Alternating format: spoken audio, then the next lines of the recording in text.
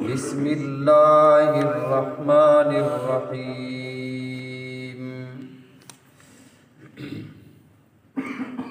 ان للمتقین عند ربهم جنات النعیم افنجعل المسلمین کالمجرمین ما لکم کیف تحکمون ام لکم کتاب فیہ تدرسون ان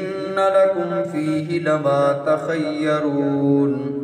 ام لکم ایمان علینا بالغۃ الی یوم القیامۃ ان لکم لما تحکمون صدق اللہ العظیم۔ اللہم صلی علی محمد وعلی آل محمد کما صلیت علی ابراہیم وعلی آل ابراہیم انک حمید مجید۔ اللہم بارک علی محمد وعلی آل محمد کما بارکت علی ابراہیم وعلی آل ابراہیم انک حمید مجید۔ سابقہ آیات میں اللہ رب العزت نے ایک باغ والے کا قصہ، ایک باغ والے کا واقعہ ارشاد فرمایا، اور پھر اس کے بعد آخر میں ارشاد فرمایا یہ جو دنیا میں مصیبتیں آتی ہیں یہ اللہ کا عذاب ہے نہ ماننے والوں کے لیے، ولا عذاب الآخرۃ اکبر، آخرت کا عذاب تو بہت ہی بڑا ہے، لو کانوا یعلمون، اگر تم جان لو۔ آج کی آیت سے ایک خاص اس کا پس منظر ہے۔ نبی علیہ السلام کے صحابہ جب ان پر کوئی تکالیف آتی تو کافر کہا کرتے تھے کہ یہ غربت، یہ افلاس، یہ تم پر سختیوں کا آنا یہ اس لیے ہے کہ تم اللہ کے محبوب نہیں ہو۔ ہمارے پاس مال و دولت ہے، ہمارے پاس مال اور جائیداد ہے، ہمارے پاس اولاد ہے، ہمارے پاس خوشحالی ہے، یہ دلیل ہے اس بات کی کہ نحن احباء اللہ، ہم اللہ کے محبوب ہیں۔ اگر ہم اللہ کے محبوب نہ ہوتے تو اللہ یہ ساری چیزیں ہمیں نہ عطا کرتا، تمہیں دے دیتا۔ تم جو اس حالت میں ہو، اور ہمیشہ اللہ کا یہ دستور رہا ہے ہر نبی کے ساتھ، ہر امت کے ساتھ، کہ نبی کے ساتھ سب سے پہلے غریبوں نے اسلام قبول کیا ہے، سب سے پہلے کمزور طبقے نے اسلام کی طرف رجوع کیا ہے۔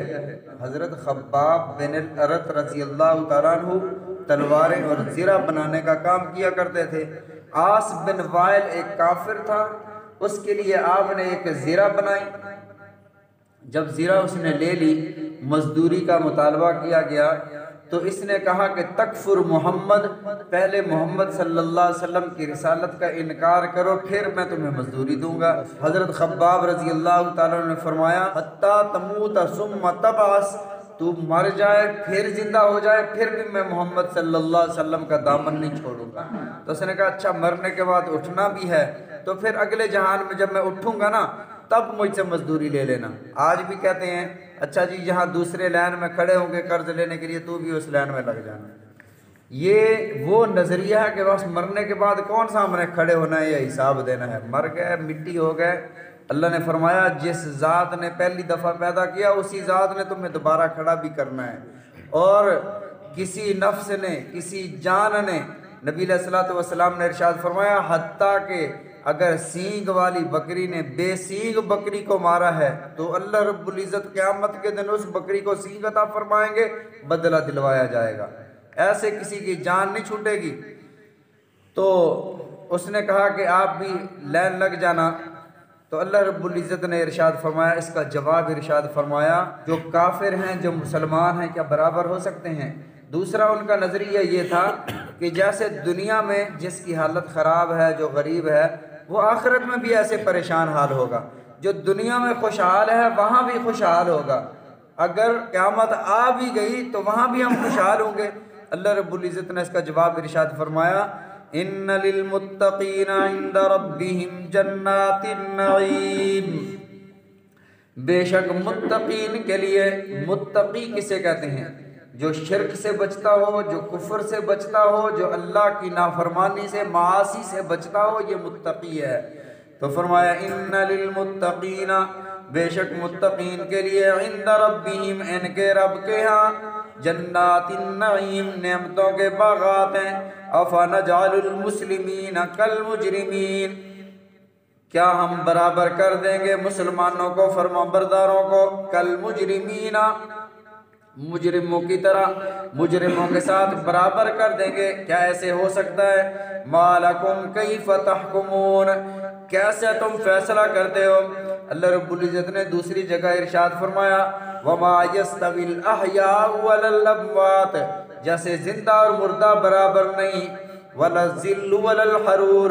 جیسے دھوپ اور چھاؤں برابر نہیں ایسے جنتی اور جہنمی برابر نہیں ایسے فرما بردار اور نافرمان برابر نہیں ام لکم کتاب فیہ تدرسون فرمایا یا تمہارے پاس کوئی کتاب ہے اے منکرو اے کافرو اے مسلمانوں کو تانے دینے والوں ام لکم کتاب فیہ تدرسون کیا تمہارے پاس کوئی کتاب ہے فیہ تدرسون جس کو تم پڑھتے پڑھاتے ہو اس میں یہ بات لکھی ہے کہ جو دنیا میں اس حال میں ہوگا وہی آخرت میں اسی حال میں ہوگا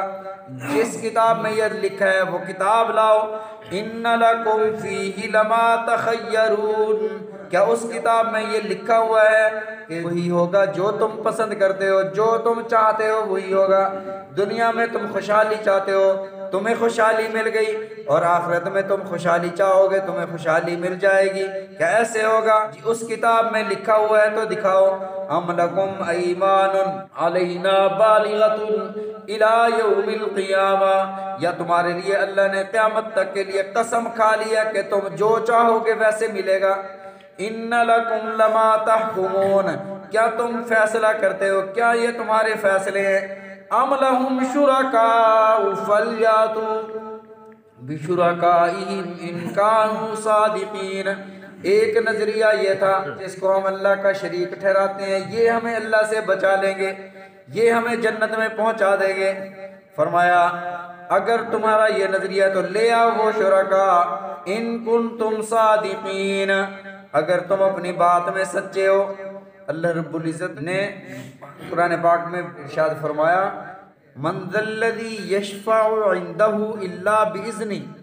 اللہ کی بارگاہ میں شفاعت وہی کرے گا جس کو اللہ کی طرف سے اجازت ملے گی نبی علیہ الصلوۃ والسلام نے ارشاد فرمایا میں 7 دن اللہ کی بارگاہ میں سجدے میں پڑا رہوں گا اللہ 7 دنوں کے بعد فرمائیں گے ارفع رأسک یا محمد صلی اللہ علیہ وسلم اے محمد صلی اللہ علیہ وسلم سر اٹھائیے سل آپ سوال کرتے جائیے تو عطا میں عطا کرتا چلا جاؤں گا کیوں اس لیے کہ آپ سے وعدہ کر دیا گیا وَلَسَوْفَ يُعْطِيكَ رَبُّكَ فَتَرْضَى محبوب جب تک آپ راضی نہیں ہو جاتے آپ کو دیتے چلے جائیں گے آپ کو عطا کی جائے گی تو نبی علیہ الصلوۃ والسلام نے ارشاد فرمایا میں تب تک راضی نہیں ہوں گا جب تک میرا آخری امتی جنت میں داخل نہیں ہو جاتا تو اللہ رب العزت نے ارشاد فرمایا اگر تمہارے پاس کوئی شرکاء ہیں تم کہتے ہو کہ یہ ہماری شفاعت کریں گے لے آؤ ہمارے سامنے اللہ رب العزت ہم سب کو سمجھنے کی عمل کرنے کی توفیق عطا فرمائے نبی علیہ الصلوۃ والسلام کے فرامین سمجھنے کی عمل کرنے کی توفیق عطا فرمائے آمین